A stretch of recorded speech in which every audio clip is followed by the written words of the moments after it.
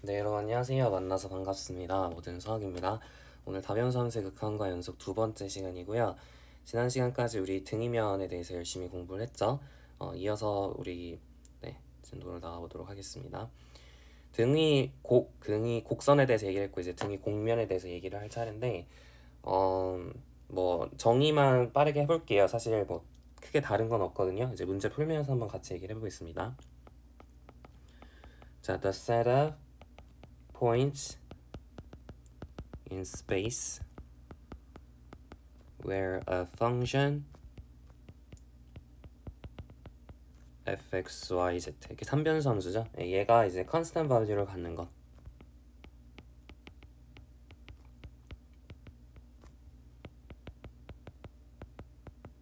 이걸 뭐라고 하냐면 level surface라고 부릅니다.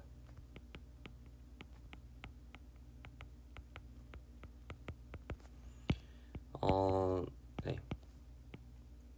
등위 곡면이라고 하는 개념이고요.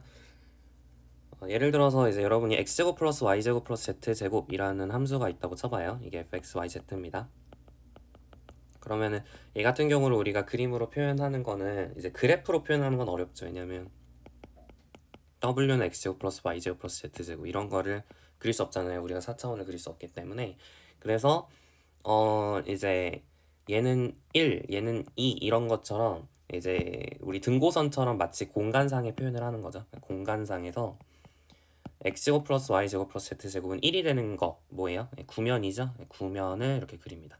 여기서는 f 값이 1인 거고 그 다음 이제 x제곱 플러스 y제곱 플러스 z제곱이 2가 되는 것, 즉 반지름의 길이가 루트 2인 구면 위에서는 f 값이 루트 2가 되겠죠. 뭐 이런 식으로 이제 등위 곡면들이 그려지게 됩니다. 그래서 이 간격은 점차 이제 줄어들죠.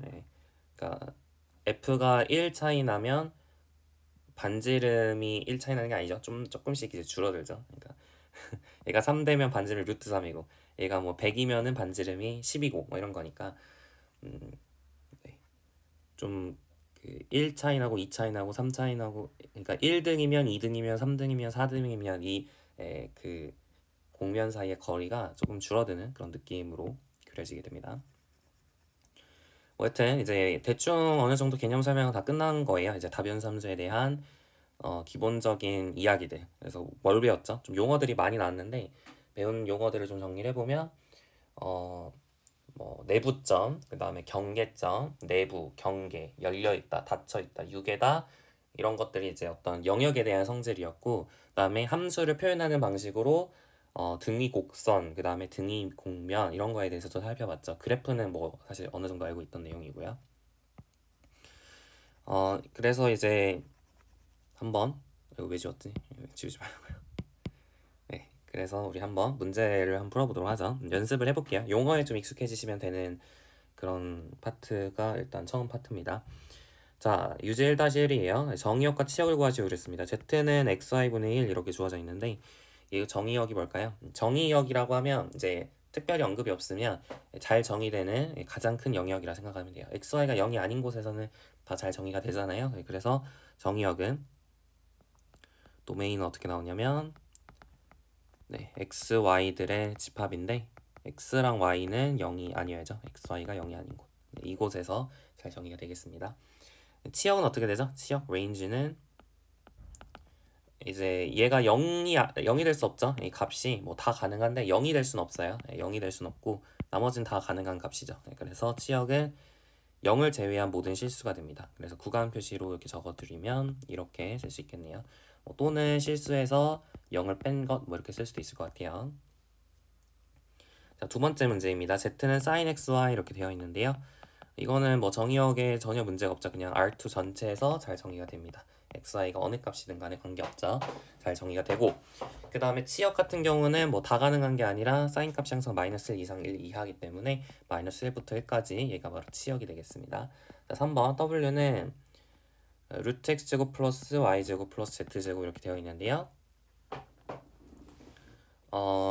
얘 같은 경우는 도메인이 어떻게 될까요? 그죠? 다 가능하죠. x, y, z가 뭐든 간에 x제곱 플러스 y제곱 플러스 z제곱은 항상 0 이상이니까 그래서 잘 정의가 됩니다. 그래서 R2 전체가 R3겠죠. 여기서는 R3 전체가 잘 정의가 되고요. 치역 같은 경우는 이제 0 이상의 모든 실수가 되겠죠. 이렇게 쓰실 수 있겠습니다. 자, 네 번째, W는 X제곱 플러스 Y제곱 플러스 Z제곱분의 1 이렇게 되어 있는데요. 도메인은 뭘까요? 분모가 0이 되면 안 되잖아요. 그래서 원점 제외하고는 전부 0이 아니죠. 그래서 R3에서 원점을 뺀 거, 이게 바로 도메인이 되겠습니다. 치역은요, 0이 아닌 모든 실수가 되겠죠. 그래서 R에서 0 뺀 거, 이게 바로 이제 치역이 되겠죠. 괜찮죠? 이렇게 푸시면 되고요. 자, 유제 1-2번 볼게요. 주어진 영역의 내부와 경계를 구하고 주어진 영역이 열린 집합인지 그리고 닫힌 집합인지 판단하시오 그랬습니다. 자, 1번 문제를 볼게요. x제곱 플러스 y제곱의 1 이하인 부분, 그러니까 원판이죠. 원판. 이렇게 속이 이렇게 꽉 차 있는 거를 원판이라 그래요. 그냥 원이라고 하면 약간 경계를 얘기하는 것 같습니다. x제곱 플러스 y제곱은 1, 얘를 이렇게 circle이라고 얘기를 하는 거고, 이런 식으로 속까지 다 포함한 거, 이거를 원판, 영어로는 디스크, C로 쓰기도 하고 K로 쓰기도 하는 것 같은데, 여튼 상관없고요. 얘를 원판이라고 부릅니다. 자, 그러면은 얘는 내부와 경계가 뭘까요? 그죠? 사실 뭐 어렵지 않아요. 내부는 뭘까요? 저번 시간에도 얘기했던 것처럼 이렇게 경계를 제외한 경계를 제외한 이쪽 영역, 즉 x제곱 플러스 y제곱이 1보다 작은 이 부분이 바로 내부죠. 이 영역 내부에 있는 임의의 점에 대해서 임의의 점을 잡으면 그 점을 중심으로 하는 아주 작은 반지름을 갖는 원을 잡을 수가 있죠. 원판을 잡을 수 있어서 그 원판이 정확하게 이 원 내부에, 이 영역 내부에 들어가기 때문에 결국에는 이제 열려 있다라고 부를 수 있겠습니다. 내부점이 되는 거겠죠. 네. 그 다음에 경계는 뭘까요? 경계는 이제 이 x제곱 플러스 y제곱은 1, 얘가 바로 경계가 되겠죠. 얘가 경계입니다. 이게 인테리어, 얘가 바운더리, 그죠? 이게 왜 바운더리죠? 이게 왜 바운더리죠? 그죠? 여러분이 이렇게 점을 잡으면 바운더리라고, 이제 얘가 경계점이 되잖아요. 이 점이 경계점이 되는데 이게 왜 바운더리죠? 그죠? 이 점을 중심으로 하는 어떤 원을 잡더라도, 어떤 원판을 잡더라도 어떤 부분은 이렇게 삐져나오고 어떤 부분은 안 삐져나오죠. R안에 있죠. 그래서 boundary라고 얘기를 할 수가 있겠습니다. 네, 뭐 인테리어랑 바운더리가 겹칠 수 없어요. 인테리어 포인트랑 바운더리 포인트가 겹칠 순 없죠. 사실 정의상 그게 안 돼요. 인테리어 포인트는 점을 잡았을 때 어떤 원에서는 전부 다 이 R 안에 들어간다는 얘기잖아요. 근데 바운더리 포인트는 그게 아니죠. 어떻게 원을 잡더라도 전부 다 들어갈 수가, 어떤 건 삐져나오고 어떤 건 안 삐져나온다, 뭐 이 얘기이기 때문에 당연히 인테리어 포인트랑 바운더리 포인트는 동시에 될 수가 없습니다. 다시 말하면 인테리어랑 바운더리는 서로소가 되겠죠. 공집합이 됩니다. 교집합이 공집합이 돼요. 여러분이 이제 그 해석개론 좀 어려운 책을 본다든지 아니면은 위상수학을 공부를 하면 뭐 익스테리어에 대해서 얘기를 할 거고요. 그 다음에 이제 오픈하다, 클로즈드하다 뭐 이런 것들에 대해서 조금 더 여러 가지 조건들, 뭐랄까요, 좀 판단할 수 있는 여러 가지 조건들을 살펴볼 거예요. 깊은 논의는 이제 그쪽에서 참고를 하시면 됩니다.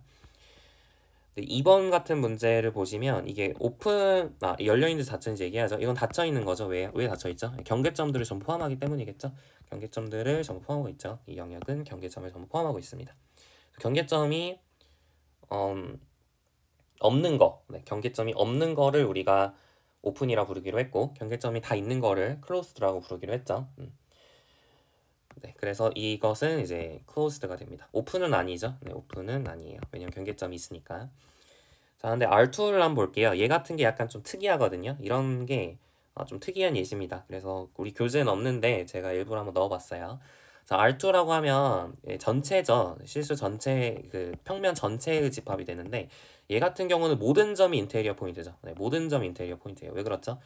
점을 하나 잡았을 때 그 점을 중심으로 하는 어떤 원판을 그리더라도 여튼 속해 있죠. 뭐 하나만 있어도 되긴 하는데 뭐 어떤 걸 하나 잡으면 영역 안에 다 속해 있잖아요. 그래서 R2라고 하는 전체 평면, 좌표 평면 전체가 이제 모든 점이 인테리어가 됩니다. 모든 점이 인테리어 포인트라서 그냥 인테리어를 구하라 그러면은 R2가 인테리어가 되는 거죠. 바운더리는 있나요? 없죠. 네, 공집합이 됩니다. 자, 그러면 이 상황에서 얘가 오픈일까요? 클로즈될까요? 이걸 한번 생각해 볼까요? 얘는 오픈이 맞나요? 경계점이 있나요? 없죠. 이 영역에는 경계점이 없어요. 그러니까 오픈 맞아요. 클로즈드 맞나요? 경계점이 다 포함되어 있나요? 경계점이 없으니까 다 포함되어 있는 거 맞죠? 포함되어 있다라는 것은 우리 집합관계로 설명을 하는 거잖아요. 공집합은 임의의 집합의 부분집합이죠. 그러니까 바운더리가 R2에 포함되어 있다라고 얘기할 수 있어요. 그죠? 바운더리 포인트가 없기도 하지만 바운더리가 다 포함되어 있어요. 왜냐면 바운더리가 없으니까. 이해가죠? 그래서 클로즈드도 맞습니다. 그러니까 R2는요. 오픈이면서 클로즈드예요. 괜찮죠? 오픈이면서 클로즈드예요. 그러니까 어떤 영역 같은 경우는 그러니까 무조건 오픈이거나 무조건 클로즈드거나 그 둘 중에 하나가 성립하는 게 아니라 오픈이면서 클로즈드일 수도 있어요. 네, 그게 충분히 가능하다는 걸 좀 얘기를 해야 되고 그럼 오픈이 아니면서 클로즈드가 아닌 게 있을까요? 있죠 당연히. 이거는 좀 쉽죠. 뭐가 있을까요? 원을 그리고 이렇게 원판을 그린 다음에 뭐 하나를 빵꾸를 내볼까요? 이렇게 빵꾸를 내봅시다. 자 그러면은 이 빵꾸난 점은 생각해 보세요. 자 이 빵꾸난 점은 그러니까 지금 이런 거예요.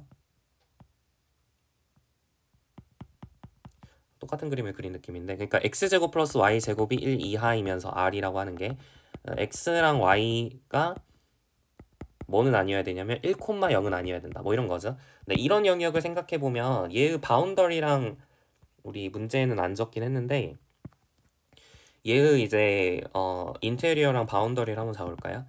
인테리어랑 바운더리. 자, 인테리어는 뭐죠?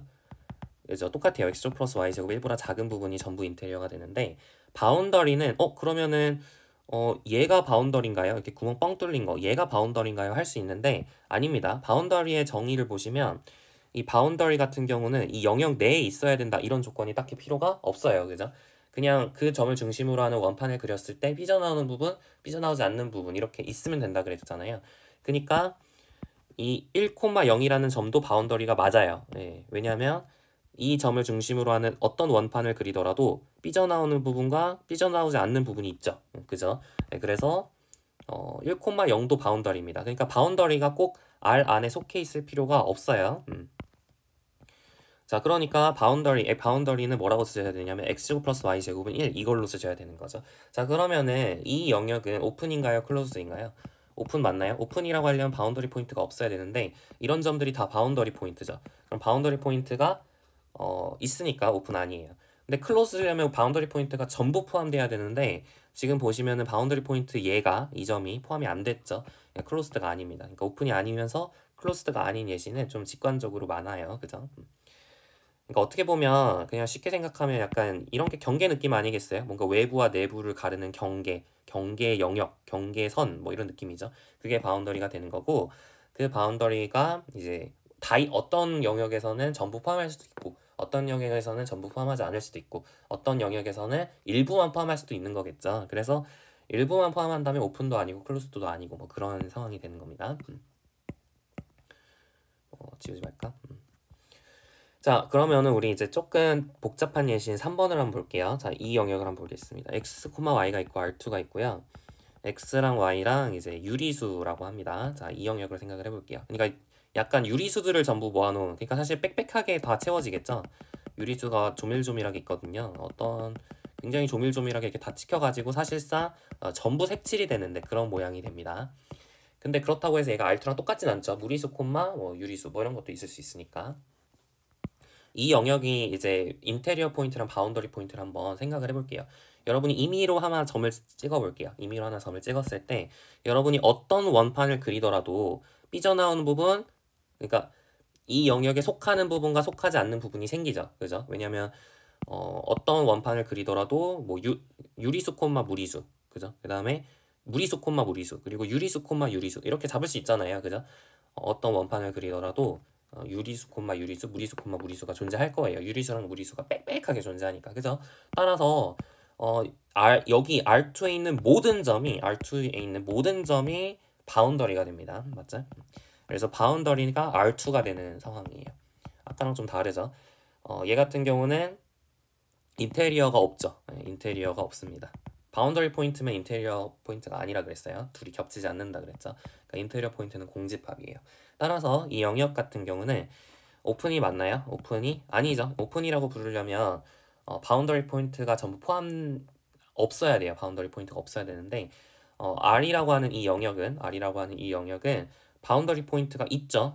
모든 점이 바운더리 포인트니까 이 R 위에 있는 모든 점이 바운더리 포인트니까 바운더리 포인트가 있어요. 그러니까 바운더리 포인트가 없는 게 아니죠. 따라서 오픈이 아니고요. 클로스라고 부르면 바운더리 포인트가 전부 있어야 되는데 R2가 R 안에 전부 있진 않죠. R2가 R에 포함되지 않죠. 그러니까 클로스드가 아닙니다. 그러니까 3번 예시가 오픈이 아니고 클로스드가 아닌 또 다른 예시가 되고요. 자, 네 번째 공집합입니다. 이제 공집합이라고 하면 되게 이상하죠. 공집합도 인테리어랑 바운더리를 생각할 수 있어요. 자, 인테리어랑 바운더리를 한번 생각해 봅시다. 인테리어라고 부르려면 여러분이 이제 일단 기본적으로 어떤 점이 인테리어라 부르려면 그 점을 포함하는 원판이 하나 잡아가지고 원판을 잡아서 그 원판이 공집합 안에 들어가야 돼요. 근데 공집합 안에 이 원판이 들어갈 수 있을까요? 없겠죠. 얘는 적어도 원소가 있는 건데 적어도 하나의 원소가 있는 거잖아요. 근데 공집합은 원소가 하나도 없는 거니까 이게 불가능하죠. 그러니까 모든 점이 인테리어가 아니에요. 맞아요? 그러니까 공집합입니다. 인테리어 포인트는 없으니까 공집합이래요. 인테리어가.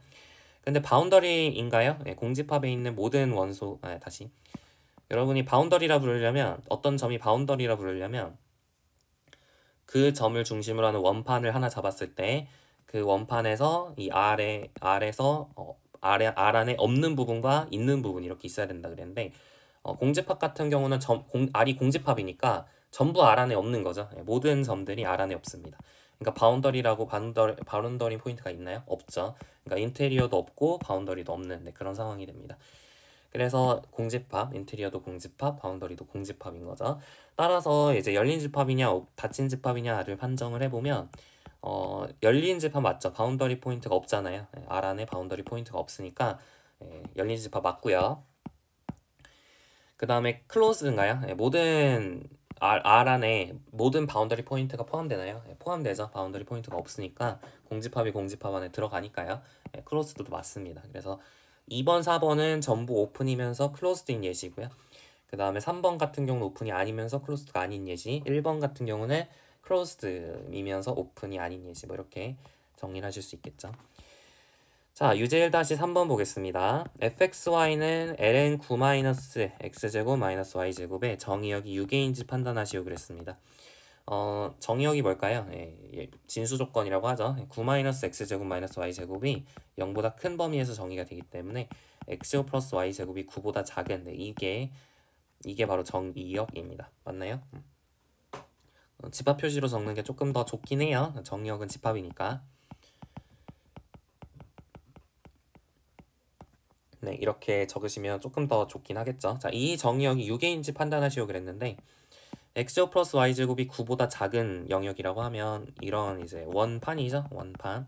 경계를 포함하지 않는 원판이 됩니다. 그럼 이 원판에 대해서 이게 유계이냐 물어봤어요. 유계라고 하려면 무한히 뻗어나가지 않는 거죠. 누가 봐도 무한히 뻗어나가지 않잖아요. 그냥 딱 갇혀 있죠.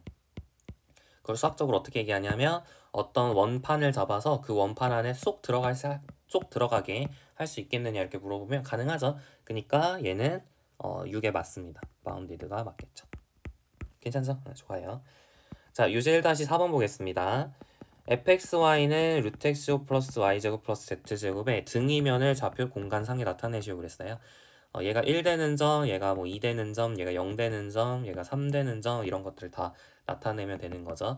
x제곱 플러스 y제곱 플러스 z제곱이 0인 거는 점이에요. 그죠? 이게 0등이면이 됩니다. x제곱 플러스 y제곱 플러스 z제곱이 1인 거는 반지름의 길이가 1인 9면이고요. x제곱 플러스 y제곱 플러스 z제곱이 4인 거는 반지름의 길이가 2인 9면이죠. 혹시 9면에 대해서 그릴 줄 모르면 우리 도형예방정식 단원에서 다 설명해 드렸어요. 참고하시고요. x제곱 플러스 y제곱 플러스 z제곱이 9인 거 이거는 반지름의 길이가 3인 9면이 되겠죠? 맞죠? 이런 9면이 됩니다. 얘네들이 바로 이제 0등이면 1등이면 2등이면 3등이면 이렇게 등이면을 좌표 공간상에 이렇게 나타낸 거죠. 거꾸로 한번 유제 1-5번에서는 이제 선이 주어졌을 때 이게 어떤 이제 거꾸로 얘가 뭐였을까 이걸 한번 거꾸로 유추해보는 문제가 되겠습니다. 자, A번, B번, C번 우리 제가 올려드린 자료를 보고 계시겠죠? 지금 1번 A번을 보시면 어떤 모양의 등이면이 그려져 있냐면 이런 모양의 등이면이 그려져 있어요. 맞죠? B번은 어떤 모양의 등이면이죠? 약간 이런 모양의 등이면이네요. 그죠? 이런 모양의 등이면. 다음에 C번 어떤 모양의 등이면이죠? 그죠? 약간 이렇게 사선으로 이렇게 그려져 있는 등이면입니다. 자, 이게 뭐랑 대응되는지 한번 볼게요. 자, 첫 번째는 Z는 XY인데 Z는 XY라고 하면 그러니까 등이면 그러니까 다시 말하면 얘가 1 되는 거, 0 되는 거, 1 되는 거, 2 되는 거, 3 되는 거를 이제 그래프로 어떻게 나타내어지는지를 한번 체크를 해보면 되겠죠. XY가 0인 거는 X는 0 또는 Y는 0이니까 이렇게 그려질 거예요. 이게 0 등이면이죠. 그리고 XY는 1인 거는 Y는 X분의 1인 거니까 이런 식으로 그려지겠죠. XY는 2인 거는요, Y는 X분의 2니까 이런 식으로 그려질 거고 XY가 마이너스 1인 건 뭐죠? Y는 마이너스 X분의 1이니까 이렇게 쌍곡선들이 그려질 거예요. 뭐에 대응되나요? 이게 B죠. 그러니까 1번은 B에 대응됩니다. 괜찮죠? 네, 좋아요. 두 번째 볼게요. 자, Z는 코사인 X-Y인데 자, X-Y 값이 일정하면 Z 값이 일정하겠죠. 그런 식의 그림이란 말이에요. X-Y 값이 일정하면 Z 값이 일정해요. 그러니까 X-Y 값이 K로 일정하면 Y는 X-K 이렇게 되면 그러니까 이 직선에서는 Z 값이 일정한 거예요. 맞아요. 그러니까 등위선이 약간 직선을 포함하게 그려집니다. Y는 X-K 모양의 직선을 포함하게 그려져요. 그럼 A, B, C 중에서 뭘까요? C겠죠? C가 지금 Y는 X-K 모양의 등위선들이 그려진 형태잖아요. 그러니까 등위선 정확하게 말하면 사실 이래요. 예를 들어 얘가 0 되는 값을 구하라 그러면 X-Y가 2분의 파일 수도 있고 2분의 3파일 수도 있고 이런 거니까 직선 여러 개를 모아놓은 거겠죠. X 플러스 2분의 파이, 마이너스 2분의 파이, 뭐 x 마이너스 2분의 3파이, x 플러스 2분의 3파이 뭐 이런 식의 여러 이제 등위선들이 그러니까 여러 직선들이 하나의 등위선을 이루는 거죠. 그래서 C번 여러분 교재 그 프린트를 보시면 그 자료를 보시면 이게 색깔로 표시가 되어 있죠. 색깔로 표시가 되어 있어서 파랑색 이렇게 되어 있는 게 이제 약간 그러니까 색깔이 약간 어떤 등위선인지 얘기를 해주는 거예요. 그래서 파랑색인 친구들이 같은 값을 갖는 느낌이죠. 그러니까 색깔이 똑같으면 그 같은 값이 나온다는 얘기예요. 같은 Z 값을 갖는다. 그 범위에선 같은 Z 값을 갖는다. 뭐 이런 거죠. 그래서 여튼 2번은 뭐에 대응되는 거죠? C에 대응된다 이렇게 보시면 되겠고 나머지 3번은 이제 당연히 A에 대응이 될 텐데 얘의 등위선은 뭐죠? 뭐 이거는 알죠. 많이 했으니까. 자, 얘가 0 되는 거는 원점, 얘가 1 되는 거는 원, 얘가 2 되는 거는 원. 그러니까 원들이 이제 등위선이 되는 거니까 A로 골라주시면 되겠습니다. 자, 여기까지 해가지고 기본적인 다변수 함수에 대한 기본적인 설명 다 끝났고요. 이제 우리가 하고 싶은 거는 사실 이제 미분 적분이죠. 미적분을 하고 싶어서 미적분을 하려면 당연히 극한에 대해서 알아야겠죠. 네, 그래서 극한에 대해서 우리 한번 정의를 해보도록 하겠습니다. definition 볼게요. 자, we say that 정의는 어떻게 할까요? 엡실론 델타 논법을 쓸 거예요. 엡실론 델타 논법을 쓸 거고 엡실론 델타 논법을 미적분하기에서 굳이 가르치는 이유가 사실 이것 때문인데요. 좀 직관적이지 않아요. 그러니까 극한 같은 경우 일변수 함수의 극한 같은 경우는 그냥 그래프를 보면 되게 직관적으로 극한이 보였잖아요. 근데 다변수 함수에서는 극한이 좀 직관적이지 않습니다. 극한이 좀 직관적으로 나오지 않아요. 그래서 이제 엡실론 델타 논법이 여기서는 약간 필수적인 논법이 되고요. 그래서 이제 굳이 여기서 설명을 할 거면 처음부터 일변수 함수부터 설명하는 게 맞잖아요. 그래서 우리 미적분학 원에서 보통 좀 하기는 싫지만 억지로라도 엡실론 델타 논법을 가르치게 되는 거죠. 자, fxy라고 하는 이 이변수 함수가 L이라는 값으로 수렴한다는 건 무슨 뜻이냐면 x, y가 x0, y0로 갈 때 L로 수렴하는 게 무슨 뜻이냐. 그리고 이 경우에는 뭐라고 쓰냐면 이제 극한이 x, y가 x0, y0로 갈 때 fxy가 L로 간다. 이렇게 쓸 텐데 얘가 무슨 뜻이냐면 엡실론 델타 논법을 할 거예요. 사실 정의 자체는 굉장히 똑같아요. 기존에 했던 거랑 크게 다르지 않습니다. 모든 엡실론에 대해서 델타가 있어서 각각의 엡실론에 대해 델타가 있어서 such that 정의역 내에 있는 임의의 점들에 대해서 만약 절대값 x, y 마이너스 x0, y0가 델타보다 작으면, 즉 x, y가 x0, y0랑 충분히 가까우면, 그죠? 그러면 절대값 fx, y 마이너스 l이 엡실론보다 작아진다. 이게 성립을 하면 우리가 극한이 l이다 라고 주장을 하게 됩니다. 괜찮죠? 네, 이렇게 주장을 하게 되고요. 뭐 사실은 뭐 되게 다를 게 없죠. 되게 뭐 어떤가요? 보시면 아시겠지만 모양 자체가 똑같아요. 모양 자체가 똑같은데, 근데 그 약간 여러분이 좀 비직관적인 극한들이 꽤 있습니다. 그래서 이 정의를 좀 잘 이해를, 잘 기억을 하고 계시기 바래요. 한번 연습을 해볼까요? 자, 리미트 x, y가 x0, y0로 갈 때 x는 어디로 갈 것 같아요? x0로 갈 것 같죠? x, y가 x0, y0로 가면 x는 x0로 갈 것 같아요. 그걸 한번 증명을 해볼까요? 증명을 해봅시다. 증명을 하는, 이제 우리가 항상 그 엡실론 델타 논법을 이용해서 증명을 할 때는 목표를 설정을 해야 되고, 그 목표에 맞춰서 델타 값을 잡는 게 중요하겠죠. 그러니까 우리가 원하는 목표는 뭐죠? 절대값 x, y 마이너스 x0, y0, 얘가 0과 델타 사이에 있으면 절대값 fx, y 마이너스 l, 그러니까 여기서는 fx, y가 x고요, 그죠? 그 다음에 l이 이제 극한값이 x0죠. 얘가 엡실론보다 작아지게 델타를 잡으면 좋겠어요, 그죠? 그렇게 델타를 어떻게 잡을까를 체크를 하시면 되는데, 자, 이걸 한번 계산을 해볼까요? 자, 이 친구가 뭔가요? 절대값 x-x0, y-y0니까 벡터의 크기죠. 루트 x-x0 제곱 플러스 y-y0의 제곱이에요. 맞아요? 이게 뭐보다 작으면 절대값 x-x0가 엡실론보다 작아진다. 네, 이렇게 우리가 이 동그라미를 잡으면 되는 거거든요. 그럼 생각을 해보세요. 얘랑 얘 중에 누가 더 큰가요? 그래서 위에 게 더 크죠. 그러니까 절대값 x-x0가 좀 더 작단 말이에요. 그러면은 이 친구가 만약에 엡실론보다 작았으면, 그래서 이 친구가 만약에 엡실론보다 작았으면, 그러면은 왼쪽에 있는 친구는 자연스럽게 엡실론보다 작아지겠죠. 따라서 여러분이 델타를 뭐로 잡으면 되는 거예요?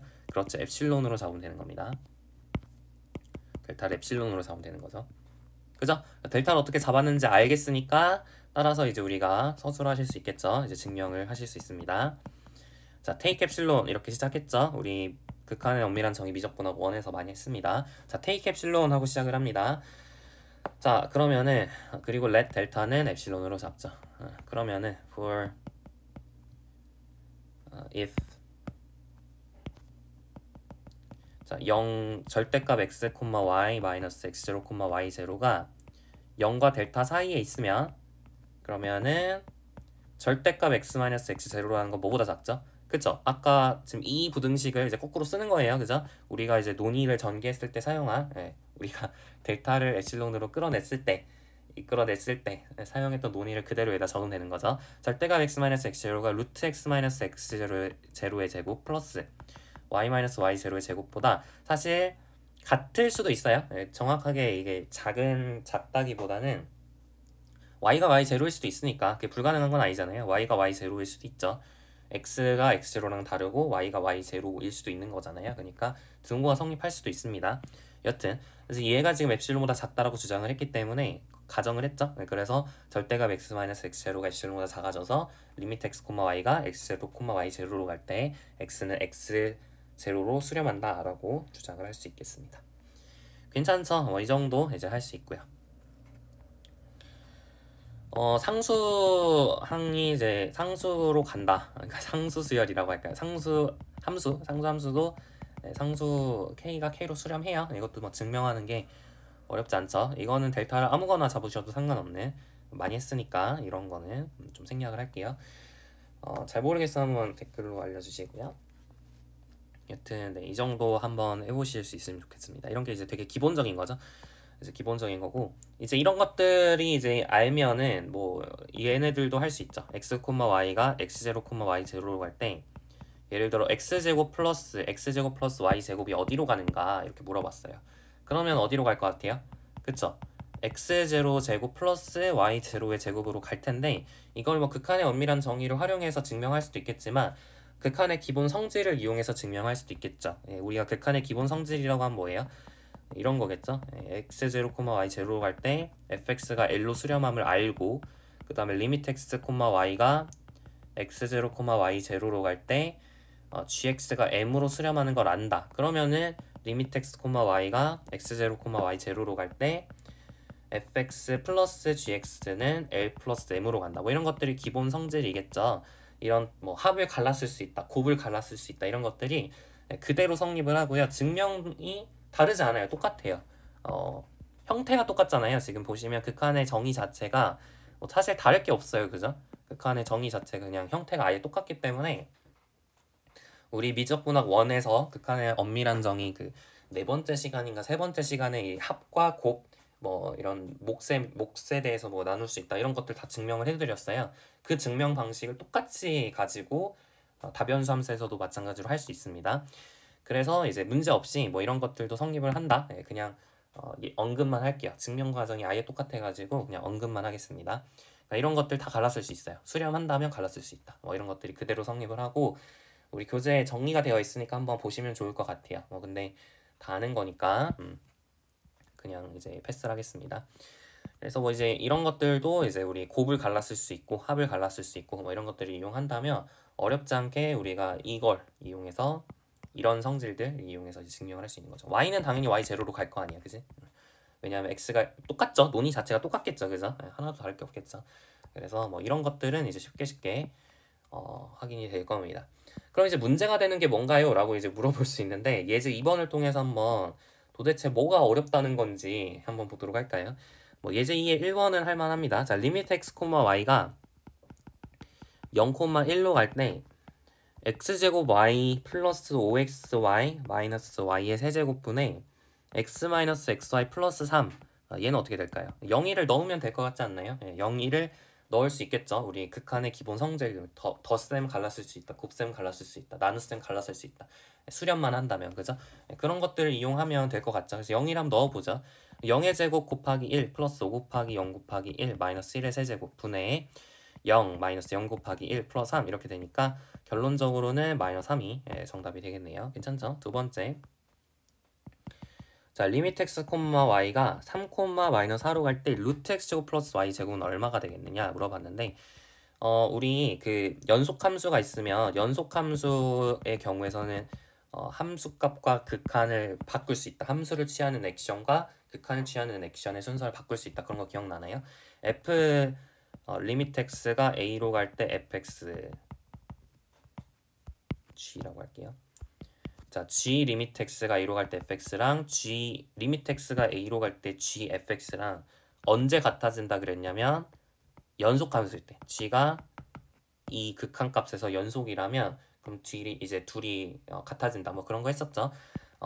똑같이 다변수 함수에서도 마찬가지입니다. 다변수 함수에서도 g가 그 극한값에서 연속이라면 순서를 뒤바꿀 수 있어요. 증명도 똑같습니다. 이것도 하나도 다를 거 없어요. 그때 했던 증명이랑 아예 똑같고요. 이거 연속성 시간에 마찬가지 미적분학 1 시간에 해드렸으니까 참고하시면 좋을 것 같아요. 똑같으니까 그냥 네. 그래서 루트라는 함수가 연속 함수잖아요. 그러니까 순서를 뒤바꿀 수 있는 거죠. 그래서 안쪽에 리미트를 집어넣으면 안쪽은 어디로 가죠? 25로 가겠죠. 그러니까 루트 25가 정답이 될 겁니다. 어려운 거 없죠? 네, 좋아요. 3번 볼까요? 3번 같은 경우는 어떤가요? 리미트 x, y가 0, 0으로 갈 때 루트 x 마이너스 루트 y분의 x제곱 마이너스 xy인데 이건 어때요? 0분의 0꼴이죠? xy가 0 넣으시면 0분의 0꼴이에요. 그러면은 얘 같은 경우는 우리가 뭐 하던 대로 이제 루트 같은 거 있으니까 어떻게 하면 좋을까요? 인수분해를 할 수 있을 것 같죠? 네. x로 묶으시면 x 곱하기 x 마이너스 y인데 x 마이너스 y가 또 인수분해 돼가지고 이런 식으로 정리가 될 겁니다. 맞죠? 그럼 약분을 하시면 이제 여기다가 00 넣으시면 되는 거죠. 그래서 정답은요 이렇게 나옵니다. 어려운 거 없는데요. 이제 4번이 좀 문제예요. 4번이 좀 문제입니다. 자, 리미트 x, y가 0, 0으로 갈 때 x제곱 플러스 y제곱분의 4xy제곱. 자, 이게 문제예요. 자, 3번까지는 괜찮았는데 이제 4번이 좀 문제예요. 이게 왜 문제냐면 지금 보시면은 이게 0분의 0골이거든요. 그럼 지금까지 우리 여러분 극한 문제 풀 때 다 어땠냐면 기본적으로 이제 0분의 0골은 뭐 인수분해가 된다든지 다항함수 같은 경우는 전부 다 그랬죠. 인수분해가 무조건 됐어요. 그래서 인수분해를 한다든지 아니면 뭐 초월함수가 있는 경우에서는 뭐 로피탈 정리를 어쩔 수 없이 쓰고 뭐 그랬는데 지금 이건 초월함수도 아니잖아요. 그냥 다항함수죠. 다항함수인데도 인수분해가 안 돼요. 그죠? 인수분해가 안 돼서 약분이 안 됩니다. 그런 이제 문제점이 생겨요. 다변수 함수의 특징이에요. 다변수 함수 같은 경우는 간단하지 않습니다. 이 극한 구하는 게. 그럼 이런 건 어떻게 해야 되나요? 라고 물을 수 있는데 가장 기본적인 해결 방식은 샌드위치 정리고요. 그래도 안 되면은 어쩔 수 없이 이제 엄밀한 정의 엡실론 델타 노법을 쓰는 게 그 다음에 이제 좋은 방식이에요. 얘 같은 경우는 샌드위치 정리를 활용할 수도 있고요. 샌드위치 정리를 활용할 수도 있고 엡실론 델타 노법을 쓸 수도 있는데 둘 다 해드릴게요. 엡실론 델타 논법은 웬만하면 다 쓸 수 있겠죠. 당연히 정의니까 다 쓸 수 있고요. 근데 샌드위치 정리는 좀 이따 한번 해보고 일단 엡실론 델타 논법에 좀 익숙해지기 위해서 엡실론 델타 논법을 한번 해보도록 할게요. 자, 엡실론 델타 논법이 뭐죠? 엡실론 델타 논법이 그러니까 모든 엡실론에 대해서 그러니까 각각의 엡실론에 대해서 델타를 잡아가지고 델타 엡실론에 관해서 잡아가지고 절대값 x, y가 0,0과 가까우면 마이너스 0,0이 델타보다 작으면 그러면은 절대값 fxy 즉 x제곱 플러스 y제곱분의 4xy제곱 마이너스 극한값이 뭘 것 같아요? 생각을 좀만 해보세요. 우리가 이제 엡실론 델타 논법을 쓴다는 건 극한값을 어느 정도 추론을 하고 가야 된다는 얘기거든요. 네, 그러면은 좀 생각을 해보면 자 얘가 0,0으로 가는 속도가 약간 제곱 빠르기로 가죠. 제곱의 빠르기로 갑니다. 근데 얘 같은 경우는 어때요? 약간 세제곱의 빠르기로 가죠. 그러면은 생각해보세요. x, y가 예를 들어 0.1, 0.01로 가면 얘는 분모는 0.01, 분모는 0.001 그러니까 다시 그러니까 대충 생각해보면 우리 x가 0.1, 0.01 이렇게 가면은 x제곱 플러스 y제곱이 약간 뭐 이쪽 텀은 0.01, 0.001 뭐 이렇게 간다. 이렇게 치면 그러니까 x, y가 뭔 얘기인지 알겠죠? 그러니까 x랑 y가 동시에 예를 들어 10분의 1배가 된다 쳐봐요. 그러면 x제곱 플러스 y제곱은 100분의 1배가 되는 거고 4x y제곱은 약간 1000분의 1배가 되는 거잖아요. 그러니까 누가 더 빨리 0으로 가요? 분자가 더 빨리 0으로 가죠. 그러니까 그런 느낌이 있기 때문에 얘의 극한값은 뭐라고 추론할 수 있냐면 0이라고 추론을 해볼 수 있어요. 그게 실제인지 모르겠지만 그래서 실제로 0이 되는지를 한번 체크를 해보자고요. x제곱 플러스 y제곱분의 4xy제곱 마이너스 0이 엡실론보다 작아지도록 이렇게 델타를 잡을 수 있는지를 한번 생각을 해보자고요. 괜찮죠? 자, 그러면은 우리가 이제 뭘 이용해서 루트 x제곱 플러스 y제곱이 델타보다 작은 걸 이용해서 절대값 x제곱 플러스 y제곱 분의 4xy제곱이 엡실론보다 작게 이렇게 잡기를 원해요. 괜찮죠? 그러면은 이제 어떻게 이식을 그러니까 여러분이 어떻게 델타를 잡아야 이끌어낼 수 있겠는지를 보려면 이식과 이식은 어떤 관계가 있는지를 좀 봐야겠죠. 여러분이 유용하게 사용할 수 있는 좀 부등식이 있어요. 그 부등식에 대해 소개를 하면 절대값 x가 루트 x제곱 플러스 y제곱보다 작죠. 이거 확실하죠. 작거나 같고요. 절대값 y는 어떻죠? 루트 x제곱 플러스 y제곱보다 작거나 같죠. 근데 이거를 좀 기억을 하셔야 됩니다. 이 부등식을 좀 기억을 하셔야 돼요. 좀 이따 샌드위치 정리에서도 이걸 쓸 거예요. 이 부등식을 좀 기억을 하면 자 보세요. 지금 x제곱 플러스 y제곱분의 4xy제곱이라는 게 뭐보다 작거나 같냐면 이게 뭐보다 작거나 같냐면 지금 절대값 x가 얘보다 작고 절대값 y가 얘보다 작으니까 분자에 있는 걸 바꿔줄 수 있죠. x가 루트 x제곱 플러스 y제곱보다 작고 y제곱은 그럼 x제곱 플러스 y제곱보다 작은 거잖아요. 그래서 분자가 뭐보다 작거나 같냐면 x제곱 플러스 y제곱의 2분의 3제곱보다 작거나 같죠. 맞나요? 분모는요? x제곱 플러스 y제곱이죠. 따라서 이게 정리를 하면 루트 x제곱 플러스 y제곱분의 4거든요. 그럼 생각을 해보세요. 이게 엡실론보다 작기를 원해요. 그죠? 이게 엡실론보다 작으면 얘가 엡실론보다 작은 거니까. 그럼 델타를 어떻게 잡아야 될 것 같아요? 미안해요. 지금 이상하죠? 4 루트 x제곱 플러스 y제곱이죠. 그러니까 얘가 성립을 하려면 델타를 뭘로 잡으면 될 것 같아? 4 넘기면은 그쵸? 델타를 이게 만약 4분의 엡실론이었으면 그러면은 이 부등식이 성립을 하니까 왼쪽에 있는 얘가 이 식이 엡실론보다 작아지게 되는 거죠. 그죠? 따라서 델타를 4분의 엡실론으로 잡으면 되겠구나. 이렇게 추론을 하고 그러고 이제 엡실론 델타 논법을 쓸 수 있을 겁니다. 자, 보죠. For every epsilon. 이제 증명을 해볼게요. 0이라는 걸 증명을 해볼게요. 자, 임의로 엡실론을 잡고요. 그 다음에 델타를 뭐로 잡냐면 4분의 엡실론으로 잡습니다. 그러면은 자, if 0이 절대값 x, y 마이너스 0, 0 이게 0과 엡실론 델타 사이에 있으면 그러면은 절대값 fx, y 여기서 뭐죠? x제곱 플러스 y 제곱분의 4xy 제곱이죠. 이거 마이너스 0이 뭐보다 작나요? 얘가 아까 뭐보다 작거나 같다 그랬죠? 얘보다 작거나 같다 그랬죠? 4루트 x제곱 플러스 y제곱보다 작거나 같은데 얘가 지금 가정에 의해서 엡실론보다 작은 거죠. 그래서 증명 끝 하시면 되겠습니다. 괜찮나요? 네. 뭐 이 정도 이렇게 쓰시면 마무리가 되겠습니다. 괜찮죠? 이렇게 이제 엡실론 델타 논법을 이용해서 이제 깔끔하게 쓸 수 있고요. 이제 샌드위치 정리를 이용할 수도 있습니다. 사실 논법 자체가 지금 보면 이게 샌드위치 정리랑 굉장히 닮았어요. 보시면은 x제곱 플러스 y제곱분의 4xy 제곱이라는 거의 절대값이 뭐보다 작거나 같다고요? 4루트 x제곱 플러스 y제곱보다 작거나 같다는 거잖아요. 그죠?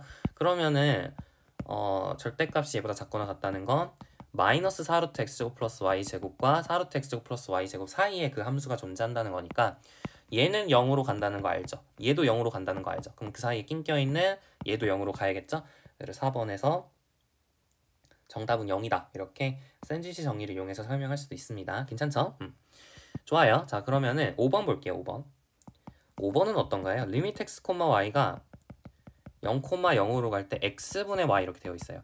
자, 보시면은 얘도 0으로 가고 얘도 0으로 가죠. 그러면은 생각을 좀 해보면 얘가 0으로 가고 얘가 0으로 가니까 둘 다 0으로 똑같은 속도로 가는 것 같네. 그럼 1인가? 이렇게 생각할 수 있는데 또 그건 아닌 것 같아요. 왜냐하면 x랑 y가 뭐 약분이 되는 형태가 아니니까. 그래서 이거 같은 경우는 사실 극한값이 존재하지 않는데요. 이제 여기서 이제 극한값이 존재하지 않는다는 걸 보이는데 사용할 수 있는 유용한 테스트가 바로 이경로 테스트입니다. 이경로 테스트. 이경로 테스트를 영어로 뭐라고 하죠? two-path test 라는 것을 이제 이용을 해서 극한값이 존재하지 않는다라는 것을 보이게 되는데요. 그러니까 뭔 얘기냐면 여러분이 만약에 그 극한이 존재한다는 건 무슨 뜻이죠?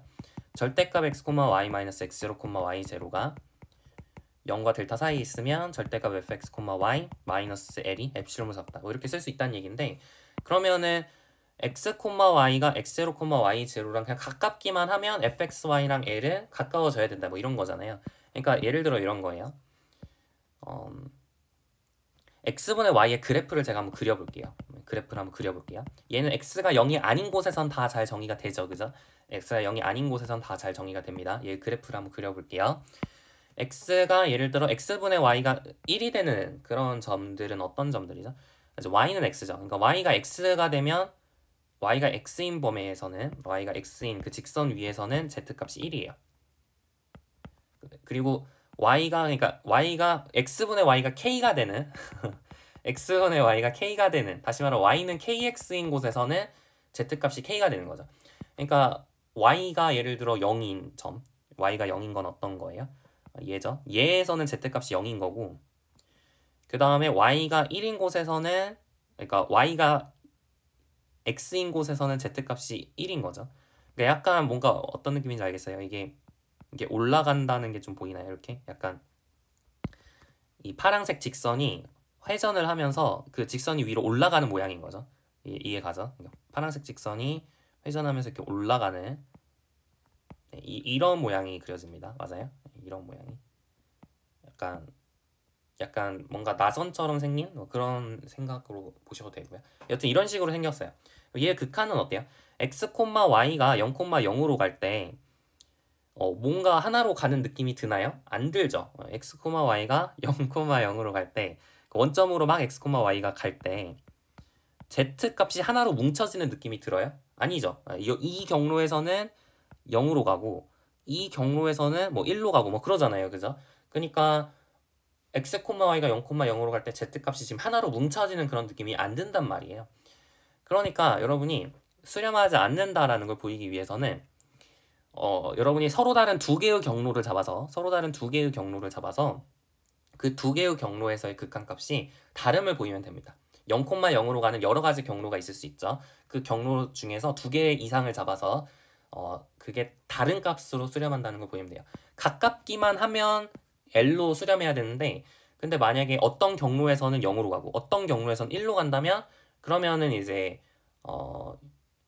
보세요. 어떤 경로에서 0,0으로 갔다는 거는 0,0으로 가는 경로가 여러 가지 있을 수 있는데 P1이라는 경로가 있을 수 있고 P2라는 경로가 있을 수 있겠죠. 근데 이 경로도 0,0으로 간다는 얘기는 무슨 뜻이냐면 0,0과 가까워진다는 거거든요. 근데 가까워지면 어떤 값 L하고 가까워져야 되는데 얘는 만약 0으로 가고 얘가 만약 1로 간다면 둘 사이의 간격을 좁힐 수 없는 거죠. 그죠? 둘 사이의 간격을 좁힐 수 없는 거죠. 그러니까 수렴하지 않고 발산하게 될 겁니다. 따라서 이제 여러분이 이제 이경로 테스트라는 게 뭐라고요? 그러니까 서로 다른 두 개의 경로를 잡아서 0,0으로 가는 두 개의 경로를 잡아서 그 극한값이 서로 다름을 다른 경로를 두 개를 잡을 수 있으면 돼요. 지금 아까도 여기 그림에서도 알 수 있는 것처럼 y는 x를 따라가는 경로랑 그 다음에 y는 0을 따라가는 경로 이렇게 두 개의 경로를 잡게 되면 어때요? 다르게 되죠? z값이 다르게 z값이 다른 곳으로 가죠. 그러니까 여러분이 y는 x인 경로를 따라서 x, y가 0,0으로 보내게 되면 그러면은 x분의 y는 1이 되니까 극한값이 1이 나온단 말이에요. 그죠? 근데 y는 0을 따라서 극한값을 보내게 되면 그럼 x분의 y가 0이기 때문에 극한값이 0이 되죠. 그러니까 1, 0 이렇게 다르니까 리미트 x, y가 0,0으로 갈 때 x분의 y는 정의 될 수 없죠. 발산한다 이렇게 쓰시면 되겠습니다. 괜찮나요?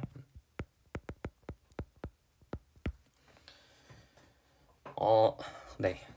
정확하게 말하면 사실 y는 x라고 쓰는 것보다는 이제 t, t라고 쓴 다음에 우리 매개 변수로 표현을 하는 거죠. 그리고 t를 0으로 보내는데 이런 방식이 조금 더 좋은 방식이에요. 그러니까 리미트 t가 0으로 갈 때 t분의 t의 극한값을 본다. 뭐 이렇게 서술을 하는 게 조금 더 괜찮은 표현이죠. 아니면은 그냥 리미트 x가 0으로 갈 때 x분의 x 이렇게 생각하셔도 되고요. 괜찮죠? 그러니까 y는 fx라는 경로를 따라서 갔으면 리미트 x가 0으로 갈 때 x분의 fx를 보는 뭐 이런 느낌으로 처리하시면 되겠습니다. 이해 가시죠? 그래서 5번을 여튼 수렴하지 않는다. 네, 그게 정답이에요. 발산입니다. 이제 6번을 한번 볼까요? 6번. 그럼 바로 한번 해보자. 리미트 x, y가 0,0으로 갈 때 x의 제곱 플러스 y 제곱분의 2x 제곱 y를 한번 볼게요. 자, 얘는 어떻죠? 여러분이 생각해 볼 수 있는 여러 경로가 있을 수 있는데 y가 0인 경로 뭐 이런 것들을 한번 생각해 볼까요? y가 0인 경로라고 하면은 여러분이 y에다가 0 넣어서 생각하셔도 되고요. 그러니까 y에다 0 넣으면 x가 0으로 가면 되는 거죠. 그죠? 그래서 x의 제곱분의 0이니까 0으로 수렴합니다. 그래서 y가 0인 경로를 따라서 보면은 이게 0으로 수렴하게 되겠죠. 맞나요? 근데 이제 근데요. 이제 y가 이제 다른 경로가 있을 수 있어요. y가 x인 걸 한번 해볼까요? y가 x면 어떻게 되죠? 그죠? 얘는 이제 x의 제곱 플러스 x 제곱분의 2x 세제곱이니까 리미트 x가 0으로 갈 때 얘의 극한값을 구해보세요 라고 얘기를 한다면 0으로 가죠. 리미트 x가 0으로 갈 때 x제곱 플러스 1분의 2x 이게 0으로 가잖아요. 그죠?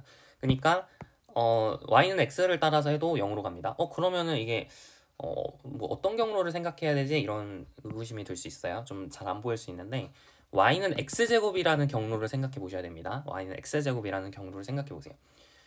즉 t, t제곱이라는 경로를 생각을 하는 거죠. 그래서 리미트 t가 0으로 갈 때 t의 4제곱 플러스 t제곱의 제곱이면 t 4제곱이죠. 그리고 이것분의 이 t의 4제곱 이거를 생각해 보는 거죠. 그러니까 t, t제곱을 따라서 x, y를 0,0으로 보내는 거예요. 뭔 얘기인지 알겠죠? 그러니까 원점으로 여러분이 가는 경로가 여러 가지 있을 수 있는데 꼭 직선 경로만 생각하는 게 아니라 직선 경로 말고 y는 x제곱이라는 경로를 생각해 볼 수도 있어요. 그죠? y는 x제곱을 따라서 이동하는 그 경로를 생각해 볼 수 있다는 얘기예요. 그죠? 이런 경로를 따라서 얘의 극한값을 조사를 해보면 어디로 수렴할 것이냐 그걸 보고 싶다는 얘기죠. 얘는 어디로 가나요? 네, 1로 가거든요. 그러니까 서로 다른 경로에 대해서 경로가 이제 두 개가 서로 다르죠. 서로 다른 경로에 대해서 극한값이 지금 서로 달랐기 때문에 따라서 얘는 발산하게 됩니다. 괜찮나요? 네, 그래서 이게 바로 이경로 테스트가 되겠고요.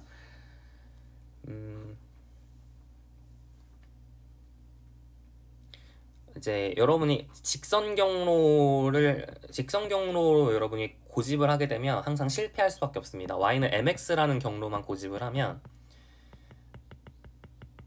y는 mx를 한번 넣어볼게요. 그러면 2x 제곱에 mx 나누기 x 4제곱 플러스 m제곱 x제곱이니까 분자분모 x제곱으로 나눠주면 x가 0으로 보내는 거죠. y는 mx를 넣었으니까. 그죠? 그러면은 x제곱 플러스 m제곱분의 2xm이 되겠죠. 0으로 가죠. 그러니까 y는 mx를 따라서 이렇게 이동하는 것은 항상 0으로 가는 것밖에 안 나와요. 그러니까 경로를 직선 경로만 생각을 하면 이게 0으로 보내지게 된다. 그러니까 발산한다는 걸 증명할 수가 없는 거죠. 그러니까 다른 경로들도 생각을 해봐야 된다는 얘기고, 그래서 y는 x제곱이라는 경로도 있을 수 있지만 그럼 y는 fx라는 경로밖에 없을까요? 아니죠. ft, gt라는 경로가 있을 수 있겠죠. 그러니까 모든 경로를 다 생각해야 돼요. 모든 경로를 다 생각해서 우리가 경로 두 개를 다 잡아가지고 극한값이 서로 다르게 하는 경로 두 개를 잡아야 됩니다. 그러니까 여러분이 이제 한계점이 있어요. 이게 경로를 통해서 극한값이 존재하는지 판정하는 것은 불가능하다고 봐야겠죠.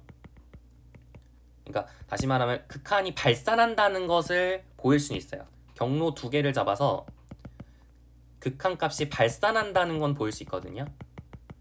그죠? 두 개를 그냥 잡기만 하면 되니까. 근데 극한값이 존재한다, 극한이 그러니까 수렴한다 라는 것을 보이는 건 경로를 가지고는 불가능하겠죠. 왜냐하면 모든 경로를 그럼 다 보여야 되는 건데 극한이 수렴한다는 걸 보이려면, 다변수 함수의 극한이 수렴한다는 걸 보이려면 모든 경로에 대해서 극한이 수렴함을 보여야 되거든요. 근데 모든 경로를 조사한다는 게 사실상 불가능하잖아요. 그죠? 네, 그래서 극한이 존재한다, 수렴한다는 걸 보이려면 그러면 어떤 방식으로 해야 되죠? 엡실론 델타 논법을 쓰든 샌드위치 정의를 쓰든 극한의 기본 성질을 활용하든 여튼 그 방식으로 수렴함을 보여야 되고, 발산함을 보일 때는 이경로 테스트, 투패스 테스트를 사용을 해야 된다 이거죠. 그러니까 어떤 것을 하느냐에 따라서 좀 접근하는 방식이 좀 다르다라는 것을 알아놓으시면 좋을 것 같습니다. 네, 무슨 얘기인지 아시겠죠? 네, 좋아요. 네, 뭐 그 정도 하시면 되겠고요.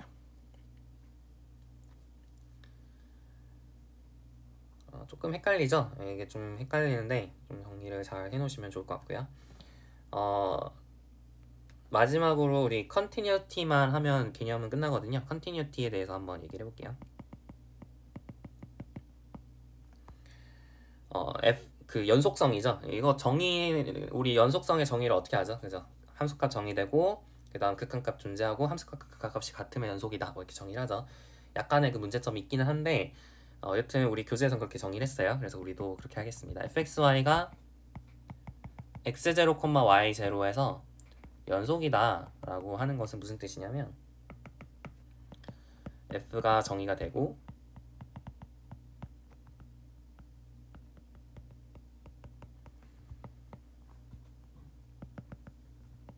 리미트 x, y가 x0, y0로 갈 때 fx, y가 존재하고, 세 번째 리미트 x, y가 x0, y0로 갈 때 fx, y 값과 fx0, y0 값이 일치해야 됩니다. 이 세 가지 조건을 만족하면 연속이다 이렇게 부르게 된다. 그래서 f가 점에서 연속이다의 정의를 했고, 그 다음에 f가 그냥 연속 함수다 라고 부르는 건 무슨 뜻일까요? 모든 정의역 내의 점에서 연속이라는 뜻이겠죠.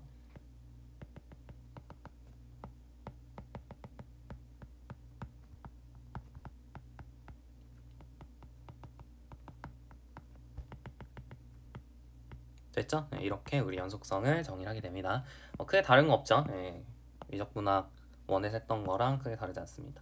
그래서 그냥 언급만 할 거야. 네, 이게 끝이에요. 극한함수까지 같은지 확인을 하면 됩니다. 연속성 확인하려면. 됐죠? 네, 좋고요. 자, 그러면은 여기까지 해가지고 이제 극한이 조금 뭐랄까요 헷갈리는데 이제 어떻게 극한값이 존재하는지 발산하는지 수렴하는지를 좀 판정하는 그 방식에 대해서 설명을 한 것 같아요. 유제 2-1번을 볼게요. 유제 2-1번. 자, fx, y가 x제곱 플러스 y제곱분의 2xy 이렇게 주어져 있고요. x, y가 0, 0이 아닌 점에서 이렇게 주어져 있고, 그 다음에 x, y가 0, 0인 곳에서는 0으로 정의가 되어 있습니다. 그러니까 이거는 실수 전체에서 정의가 된 모양이네요. 자, 그러면은 얘가 이제 원점에서 연속인지 판정하시오 그랬어요. 그러면은 극한값 함수값이 같은지 확인을 하는 거니까 리미트 x, y가 0, 0으로 갈 때 x제곱 플러스 y제곱분의 2xy가 0이 되는지 이게 묻는 거예요. 맞죠? 어떤가요? 아까도 봤지만 뭔가 차수가 비슷하면 기본적으로 뭔가 문제가 생기는 것 같지 않나요? 예, 아까도 봤지만 x분의 y라는 걸 보시면 이제 차수가 똑같으니까 약간 문제가 생기는 그런 상황인 것 같지 않나요? 얘는 좀 예외예요. 얘는 이제 동차식이라고 하죠. 차수가 이제 그러니까 하나는 4차고 하나는 2차고 막 이래가지고 좀 얘기가 달라집니다. 이런 거는 좀 복잡해요. 그러니까 모든 거를 케이스 바이 케이스로 해서 외울 수 없어요. 이게 이게 고등학교에서 막 무한대분의 무한대꼴 할 때는 최고차의 차수를 비교해서 개수비를 보자 뭐 그랬는데 이게 다변수 함수에서는 그게 항상 통하지 않습니다. 변수가 여러 개다 보니까 이게 항상 통하지 않고 그냥 대충 감으로 찍고 이제 우리가 밀고 나가야 돼요. 그러니까 여러 가지 문제를 보고 이제 판단을 하는 거죠. 이런 경우는 이랬지 하면서 이제 보셔야 되는 건데 차수가 비슷하다 보니까 이거는 이제 보통 발산한다라고 보는 게 맞고요. 경로를 이제 두 경로를 잡아야 됩니다. 두 경로 테스트를 할 거죠. 이경로 테스트. 경로 두 개를 잡아서 이제 극한값이 0이 아닐 수 있다라는 걸 보이면 됩니다. 그래서 y는 0이라는 경로를 잡으시면 함수가 그냥 0이죠. y는 0이라는 경로. 다시 말하면 t,0을 잡게 되면 t,0이라는 경로를 잡게 되면 리미트 t가 0으로 갈 때 t제곱 플러스 0분의 0이기 때문에 0으로 가죠. 그러니까 한쪽 경로에서는 0으로 가고요. 그 다음에 다른 한쪽, 뭐 예를 들어 y는 x라는 경로를 볼까요? 그러면은 t,t라는 경로를 잡아서 보는 건데 리미트 t가 0으로 갈 때 t제곱 플러스 t제곱분의 2t제곱이기 때문에 2로 가죠. 1로 가죠. 그러니까 이경로 테스트에 의해서 극한값이 존재하지 않는다라고 보는 게 맞겠죠. 어떤 경로에서는 0으로 가고 어떤 경로에서는 1로 가기 때문에 x제곱 플러스 y제곱분의 2xy는 수렴하지 않는다, 발산한다 이렇게 보게 됩니다. 됐죠? 그래서 연속이 아니다가 되겠고요. 극한값이 존재하지 않으니까 연속이 아닌 거죠. 근데 좀 다른 방식도 있어요. 이렇게 판단하는 방식이 있고 우리 교재에서 무슨 방식도 소개를 하고 있냐면 연습 문제 있는 건데 폴라 코디네이트를 이용하는 방식도 소개를 하고 있어요. 폴라 코디네이트를 이용하는 방법. 근데 얘가 좀 장단점이 또렷해요. 이게 좀 장단점이 있어요. 그리고 사실은 장점이 그렇게 많지 않아요. 그래가지고 이제 소개는 하겠지만 별로 비추입니다. 어떤 뭐 소개를 안 하는 교재도 많아요. 그래서 폴라 코디네이트를 이용하는 방법이 뭐냐? x, y를 r 코사인 세타, r 사인 세타로 바꿔서 본다는 얘긴데 그럼 우리가 어떻게 생각할 수 있냐면 x, y가 0, 0으로 간다는 얘기가 r이 0으로 간다는 얘기로 볼 수 있겠죠. 어떻게 보면 그죠?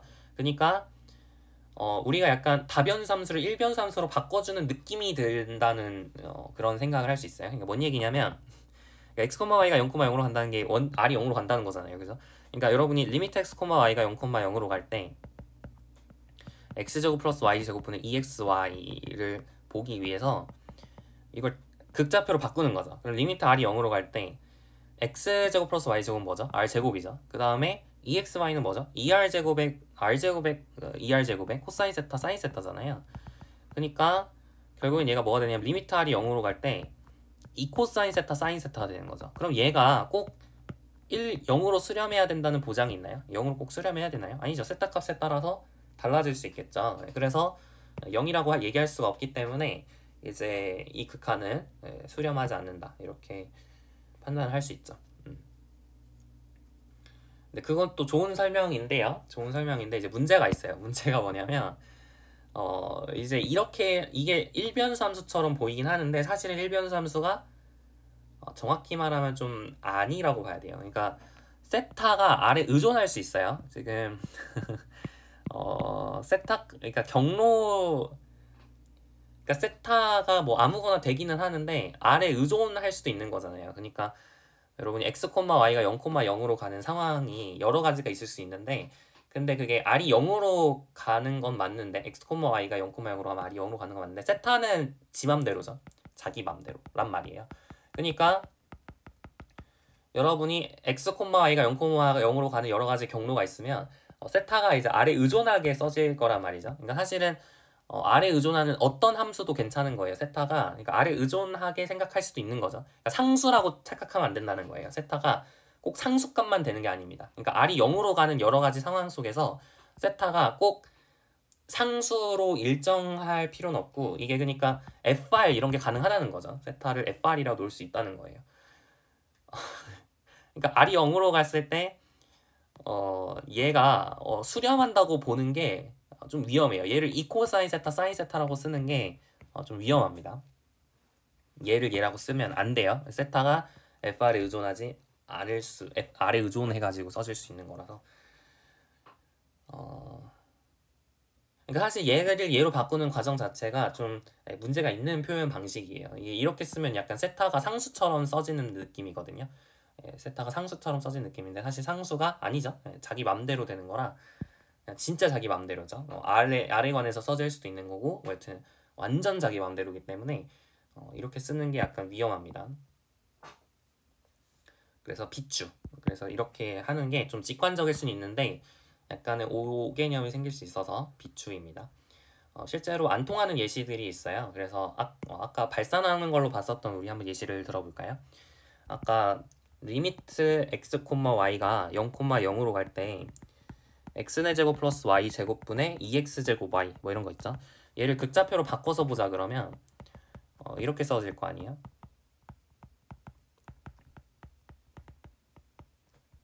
이 r 세제곱에 코사인 세타 사인 세타 이렇게 되겠죠.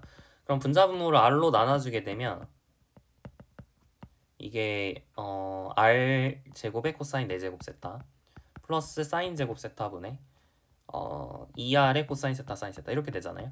그러면 r이 0으로 가니까 얘 0으로 가고 얘 0으로 가가지고 0 이렇게 쓰면 되는 거 아닌가? 할 수 있는데 그게 아니었죠. 이거 발산하지 않았어요 아까? 이거 발산한다 그랬는데 그러니까 이게 왜 0이 아닌 거냐면 세타가 R에 의존할 수 있기 때문에 그런 거죠. 세타가 R에 의존할 수 있기 때문에 그냥 막 0을 넣으면 안 되는 거야. 그러니까 세타가 얘가 0일 수도 있는 거예요. 0일 수도 있는 거야. 세타가 R에 의존할 수 있죠. 그래서 이제 문제가 생깁니다. 실제로. 그래서 세타를 상수 취급할 수 없기 때문에 이런 표현 방식 자체가 문제가 있는 표현 방식이 이렇게 쓰면 세타가 상수처럼 써진다는 느낌이 들어서 그러니까 웬만하면 이렇게 하지 마세요. 알겠죠? 그래서 교재 있긴 하지만 네, 좀 안 된다. 좀 하지 말자. 이렇게 하고 그냥 넘어가겠습니다. 자, 여튼 유제 2-1번 마무리했고요. 자, 유제 2-2번 볼게요. 주어진 극한이 수렴한지 판정하고 수렴한 다음에 그 극한값을 구하시오 그랬어요. 자, 리미트 x, y가 2, 0으로 가고 그 다음에 2x-y는 4가 아니다 이렇게 주어져 있습니다. 그래서 루트 2x-y-4분의 루트 2x-y-2 얘의 극한값을 보고 싶어요.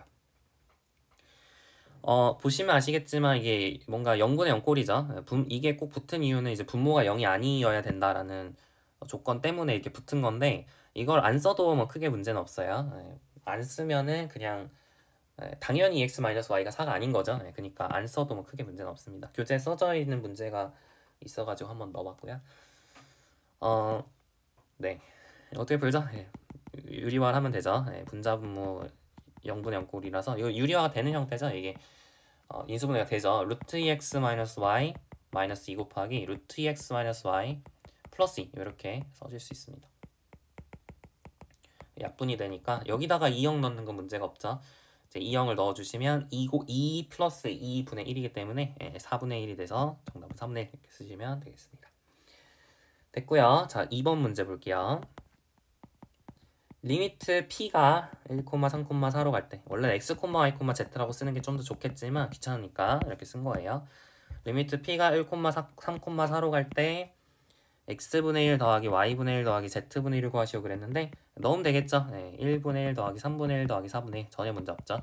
그래서 정답은 12분의 19인가요? 이렇게 되겠습니다.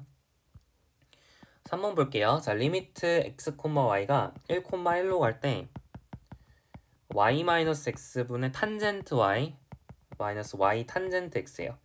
지금 보면은 1-1분의 탄젠트 1 마이너스 탄젠트 1이니까 0분의 0꼴이죠.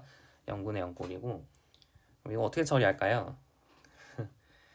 뭐 방식은 여러 가지가 있을 것 같긴 한데 근데 네 극한의 엄밀한 정의를 활용하기에는 탄젠트라는 함수를 좀 처리하기가 힘들겠죠. 탄젠트라는 함수를 처리하기 좀 힘들고 y-x를 좀 y-x에 대해서 좀 정리를 해보는 그런 게 필요하지 않을까요? 그런 게 좀 있으면 좋을 것 같다는 생각이 전 드는데 그럼 y-x분의 탄젠트 y-x 같은 경우는 어디로 가는지가 좀 분명하지 않나요? 그러니까 무슨 얘기냐면 리미트 x, y가 1, 1로 갈 때 y-x분의 탄젠트 y-x는 어디로 갈까요? 1로 갑니다. 왜냐하면 x, y가 1, 1로 간다는 건 y-x가 기본적으로 0으로 간다는 거죠. 그러니까 얘가 0으로 가고 얘가 0으로 가는 거죠. 그러니까 얘를 t라고 하면 t분의 탄젠트 t 형태가 되는 거니까 1로 간다. 이런 얘기예요. 네, 그래서 문제가 없죠. 문제가 없습니다. y-x가 0으로 가면 그러니까 얘가 뭔 얘기를 하고 싶으냐면 그러니까 0과 엡실론 델타 논법에서 한번 설명을 해볼까요? 절대값 x, y가 절대값 x, y 마이너스 1, 1이 내가 충분히 작으면 절대값 y-x분의 탄젠트 y-x 마이너스 1이 엡실론보다 작게 할 수 있느냐 물어보는 건데 내가 아는 게 뭐냐면 절대값 y-x가 충분히 작으면 이렇게 잡을 수 있죠. 그거는 이제 일변수함수에서 했던 논이죠. 우리가 t분의 탄젠트 t가 1로 간다는 걸 아는 거니까. 그러니까 절대값 y-x가 충분히 작으면 그러면은 얘가 실제로 성립을 한단 말이에요. 근데 x, y랑 1, 1의 차이가 충분히 작으면 절대값 y-x 값도 충분히 작게 할 수 있죠. 충분히 가능하죠. 그죠? 그러니까 예를 들어 내가 얘를 엡실론보다 작게 잡고 싶다. 그러니까 내가 만약에 뭐 델타보다 작게 잡고 싶다라고 한다면 그러니까 좀 구체적으로 한번 써볼까요? 루트 x 마이너스 1의 제곱 플러스 y 마이너스 1의 제곱이 내가 뭐보다 작아야 절대값 y 마이너스 x가 델타보다 작게 할 수 있을까요? 그죠? 여러분이 절대값 y 마이너스 x를 여러분이 절대값 y 마이너스 1 마이너스 x 마이너스 1 이렇게 보고 이렇게 보게 된다면 그러면 얘는 뭐보다 작고 나갔죠? 삼각부등식에 의해서 절대값 x-1 플러스 절대값 y-1보다 작고 나갔죠. 그죠? 그죠? 그래서 얘는 뭐보다 작냐면 루트 x-1의 제곱 플러스 y-1의 제곱의 2배보다 작거나 같은 거죠. 왜냐면 얘도 이거보다 작거나 같고 얘도 이거보다 작거나 같으니까 이해가죠? 얘가 내가 뭔가 델타보다 작기를 원한다면 그러니까 얘가 델타보다 작기를 원한다면 이 친구가 델타보다 작으면 되는 거예요. 그러니까 얘를 2분의 델타로 잡았으면 된다. 이 얘기죠. 그러니까 뭐 이런 식으로 엡실론 델타 논법을 이용해서 좀 엄밀하게 설명은 할 수 있는데 그러니까 여튼 결론만 기억을 하면 생각을 좀만 해보세요. x, y가 1, 1로 가면 y-x가 0으로 가는 거잖아요. 그러니까 y-x분의 탄젠트 y-x는 1로 간다 뭐 이런 얘기입니다. 이거를 좀 활용을 해보고 싶어요. 그래서 얘를 y-x에 대해서 좀 정리를 해보자고요. 좀 어렵죠. 이게 좀 어려워요.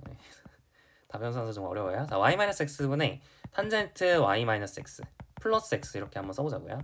마이너스 y 탄젠트 x 이렇게 써보자고요. 자, 그러면 우리 탄젠트 같은 경우는 덧셈 정리를 알죠? 덧셈 정리 써볼까요? 그러면은 1 플러스 1 마이너스 탄젠트 y-x 탄젠트 x분의 탄젠트 y-x 플러스 탄젠트 x 이렇게 되겠죠? 이거 마이너스 y 탄젠트 x 이렇게 정리가 되겠습니다. 맞나요? 자, 그러면은 이 친구는 사실 어떤 친구예요? 0으로 가는 친구죠.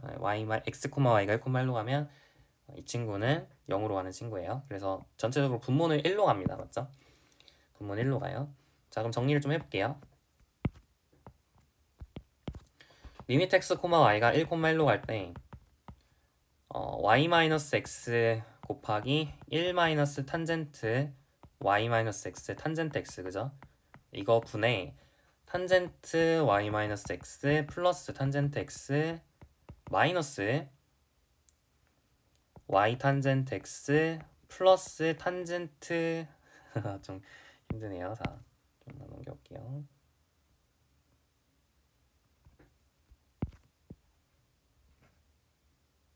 좀만 작게 써볼까?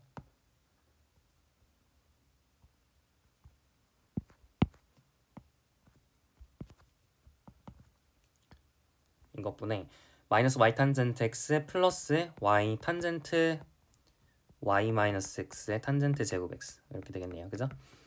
자, 그러면은 y 마이너스 x분의 탄젠트 y 마이너스 x 어디로 간다고요? 1로 간다고요. 그죠? 그걸 쓰는 거예요. y 마이너스 x분의 탄젠트 y 마이너스 x가 1로 간다.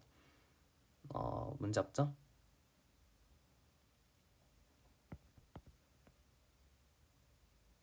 네. 그러면은 지금 오른쪽에 있는 이 친구는 그죠? 지금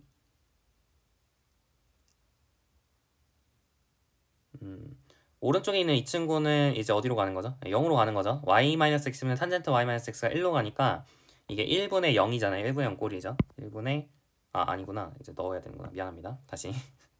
이제 그러니까 얘분의 얘가 1로 가죠. 그러니까 오른쪽에 있는 친구가 어디로 가는지 알아요. 얘는 1로 가고 얘도 1로 가고 얘는 탄젠트 제곱 1로 가겠죠? 탄젠트 제곱 이렇게 쓰면 됩니다. 맞아요. 그 다음에 이거분의 이거가 y-x분의 탄젠트 y-x가 1로 간다 그랬으니까 1로 가겠죠. 그리고 남는 게 뭐냐면 리미트 x, y가 1,1로 갈 때 y-x분의 1-y의 탄젠트 x. 자, 이거예요. 이거예요. 맞죠? y-x분의 1-y 탄젠트 x 이겁니다. 그러면은 얘가 수렴해야지 이제 전체적으로 수렴을 하는 거잖아요. 그죠? 근데 얘가 수렴하나요? 수렴 안 하죠. 왜냐면은 여러분이 경로를 잡을 수 있는데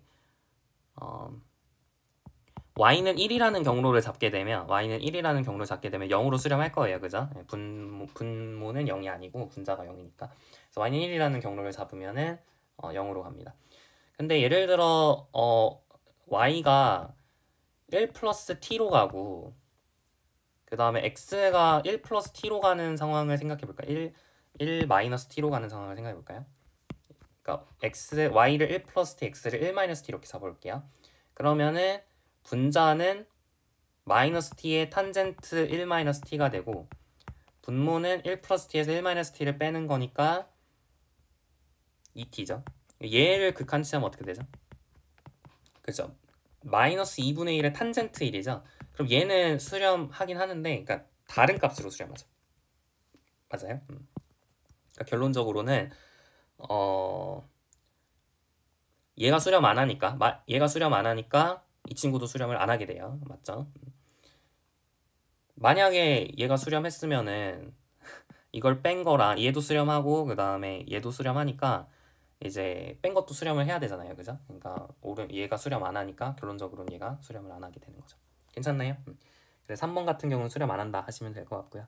그냥 처음부터 경로를 해도 됐겠다. 이거 굳이 만약에 이제 식이 조금 더 예뻤으면은 이렇게 바꿔가지고 극한값이 나왔을 수도 있는데 지금 식이 별로 안 예쁜 형태였네요. 구체적으로 그냥 처음부터 경로를 그냥 잡아도 뭐 상관없었을 것 같아요. 처음부터 그러니까 예를 들어 이런 거죠. 아까처럼 그냥 처음부터 y는 1이라는 경로를 잡아요. 그러면은 리미트 x, y가 1, 1로 갈 때 지금 1-x분의 탄젠트 1 마이너스 탄젠트 x를 보는 건데 그죠? y는 1이라는 경로를 잡으면 자, 이 친구가 어디로 가는가 이렇게 묻는 거죠. 그러니까 다시 말하면 x가 1로 갈 때 이 친구가 어디로 가는가 묻는 거죠. 근데 리미트 그러면 1x-1을 t라고 치환하면 t가 0으로 갈 때 얘를 x-1분의 탄젠트 x-탄젠트 1 이렇게 놓게 되면 t분의 탄젠트 1 플러스 t 마이너스 탄젠트 이렇게 되는 거죠. 그러면 리미트 t가 0으로 갈 때 덧셈 정리가 하면 1 플러스 탄젠트 t 탄젠트 1분의 탄젠트 t 플러스 탄젠트 1 마이너스 탄젠트 1 이렇게 되는 거니까 네, 이 친구는 곱해볼까요? 자, 리미트 t가 0으로 갈 때 t 곱하기 1 플러스 탄젠트 t 탄젠트 1분의 탄젠트 t 플러스 탄젠트 1 여기가 마이너스죠.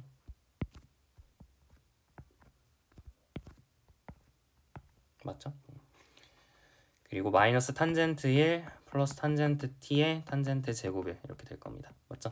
얘 수렴하고 근데 얘도 수렴하긴 하는데 그러니까 얘가 0으로 가죠. 0으로.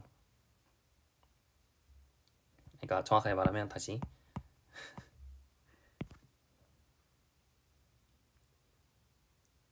지금 t가 0으로 가는 상황이죠. 그래서 얘가 1로 가고 이거 없어지고 그 다음에 얘는 어디로 가요? 얘는 얘 0으로 가겠죠? 얘도 0으로 가죠. 탄젠트 t가 여기 탄젠트 t가 있구나. 탄젠트 t의 지금 탄젠트 제곱 1이잖아요. 맞죠? 탄젠트 t의 탄젠트 제곱 1이니까 탄젠트 제곱 1이 되겠네요. 맞죠? 이렇게. 그래서 여튼 1 플러스 탄젠트 제곱 1로 수렴합니다. t가 지금 y는 1이라는 경로를 따라서 하면. 근데 아까처럼 y는 1 말고 x는 1 플러스 t랑 1 마이너스 t랑 y는 1 플러스 t를 따라서 해볼게요. 이 경로를 따라서 해봅시다. 그럼 리미트 x, y가 1, 1로 갈 때, t가 지금 t로 바꿨죠? 그럼 t가 0으로 갈 때, 자, 지금 아까 얘기했던 것처럼 y는 1 플러스 t라 그랬고 x는 1 마이너스 t라 그랬어요. 그러면은 t가 0으로 갈 때 x, y가 1, 1로 가는 거 맞잖아요. 그죠? 이거 분의 탄젠트 1 플러스 t 마이너스 1 플러스 t의 탄젠트 1 마이너스 t를 보는 거죠. 맞아요? 얘의 극한값을 조사해보고 싶은 건데 그럼 리미트 t가 0으로 갈 때 2t분의 탄젠트 1 플러스 t 마이너스 1 플러스 t의 탄젠트 1 마이너스 t를 보는 거죠. 이 상태에서 해도 되고요. 아니면 우리 로피탈 정리를 있으니까 덧셈 정리를 쓰기보다는 로피탈 정리를 한번 써볼까요? 로피탈 정리를 쓰면 2분의 시컨트 제곱의 1 플러스 t 마이너스 앞에 거 미분 탄젠트 1 마이너스 t 뒤에 거 미분 마이너스 1 플러스 t의 시컨트 제곱의 1 마이너스 t 여기 플러스 붙으면 되겠죠. 자, 여기다 0을 넣는 거예요. 그러면은 시컨트 제곱 1 나누기 2 마이너스 그 다음에 여기다 0 넣으면 탄젠트 1 그죠? 플러스 여기다가 0 넣으면 네 2분의 시컨트 제곱이 이렇게 되나요? 시컨트 제곱이 탄젠트 제곱이잖아요. 그러니까 1 플러스 탄젠트 제곱이잖아요. 그러니까 얘랑 합치면은 1 플러스 탄젠트 제곱 1이에요. 그죠? 그러니까 다르죠? 여기 1 플러스 탄젠트 제곱 1인데 여기는 1 플러스 탄젠트 제곱 1에 마이너스 2분의 탄젠트 1이니까 달라요. 그러니까 두 개의 경로를 잡아서 서로 다른 극한값을 얻어냈기 때문에 3번은 발산한다. 이렇게 서술하시면 되겠죠? 교재는 좀 다른 문제였을지도 모르겠어요. 제가 잘못 옮겼나 싶은데 여튼 제가 적어드린 문제는 이 문제입니다. 자, 리미트 x, y가 0, 0으로 갈 때 y sin x분의 1의 극한값을 조사하시고 그랬는데 얘 같은 경우는 어떤가요? 이제 이런 거는 사실 많이 보지 않았나요? 고등학교 때 x sin x분의 1이 어디로 가는가 뭐 이런 거 많이 해보지 않았나요? 이런 거 어떻게 하죠? 샌드위치 정리를 이용했죠. 여기서도 샌드위치 정리를 이용하면 될 것 같아요. 자, y sin x분의 1이라는 게 뭐와 뭐 사이에 있냐면 마이너스 절대값 y랑 절대값 y 사이에 있겠죠. 근데 얘가 어디로 가요? 0으로. 얘도 0으로 가니까 샌드위치 정리해서 0으로 간다 하시면 끝나는 문제가 되겠습니다. 자, 5번 볼게요. 리미트 x, y가 0, 0으로 갈 때 xy분의 아크탄젠트 xy 얘의 극한값을 구하시오 그랬거든요. 이거는 아까 봤던 형태죠. x, y가 0, 0으로 가면 xy를 t라고 놨을 때 t가 0으로 가기 때문에 t분의 아크탄젠트 어디로 가죠? 1로 가죠. 이거 공부했죠. 아크탄젠트 xy 자체를 s라고 놔도 되고요. 여튼 t분의 아크탄젠트 t가 1로 간다는 거 한번 적어드릴까요? 왜 그런지 아시나요? 리미트 t가 0으로 갈 때 t분의 아크탄젠트 t가 로피타 정리를 써볼게요. 그러면 1분의 1 플러스 t제곱이니 1 플러스 t제곱분의 1이니까 1로 가고요. 뭐 이렇게 해도 되고 아니면은 얘를 s라고 놓으면은 얘는 탄젠트 s니까 s가 또 0으로 가죠. 그래서 리미트 s가 0으로 갈 때 탄젠트 s분의 s는 1로 수렴하죠. 네, 그래서 1이다 이렇게 서술하셔도 됩니다. 네, 결론적으로는 1이 정답이 되겠죠. 괜찮죠? 네, 그래서 x, y가 0, 0으로 갈 때 xy도 0으로 가기 때문에 xi분의 아크 탄젠트 xy라는 값은 1로 간다 이렇게 서술하실 수 있다. 뭐 이런 얘기입니다. 그러니까 다변수 함수를 일변수 함수처럼 생각할 수 있게 되죠. 이제 극좌표계의 문제점은 세타가 살아남는다라는 게 문제점이었는데 만약 세타가 식이 없으면 문제가 안 생겨요. 그러니까 뭔 얘기인지 알겠죠? 그러니까 아예 이렇게 바꿔버릴 수 있으면 상관이 없습니다. 아예 바꿀 수 있으면 그 논의는 그 증명은 제가 앞에서 문제 3번 유제 2-2의 3번에서 3번 할 때 대충 엡실론 델타 논법을 썼었는데 그 논법하고 굉장히 유사하게 할 수 있어요. 네. 여튼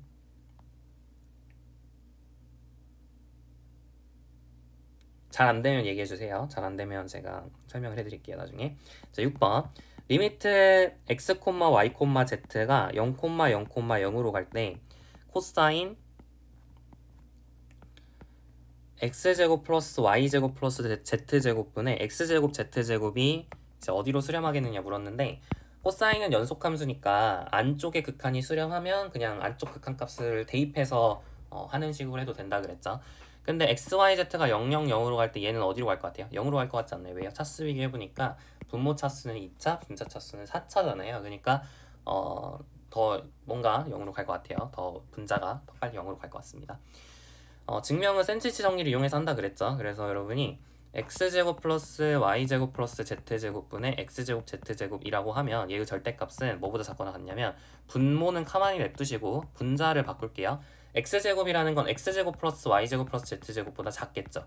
z제곱이라는 건 마찬가지 x제곱 플러스 y제곱 플러스 z제곱보다 작겠죠. 그래서 x제곱 플러스 y제곱 플러스 z제곱보다 전체적인 식이 작게 되는데 얘가 0으로 가잖아요. x, y, z가 0으로 갈 때. 그래서 안쪽에 있는 이 친구도 0으로 갈 수밖에 없습니다. 그래서 얘가 0으로 가니까 코사인 0, 정답은 1 이렇게 쓰시면 되겠죠. 그래서 유제 2-2번 마무리를 지었습니다. 여기까지만 할게요. 오늘은 여기까지만 하고 다음 시간에 이제 이어서 이제 극한이 수렴하는지 판정하고 그러니까 여러 가지 이제 문제들 수렴하는지 판정하는 문제들 좀 더 여러 가지 문제 풀어보고 이어서 이제 또 진도를 나가보도록 하겠습니다. 수고 많으셨어요. 다음 시간에 뵐게요.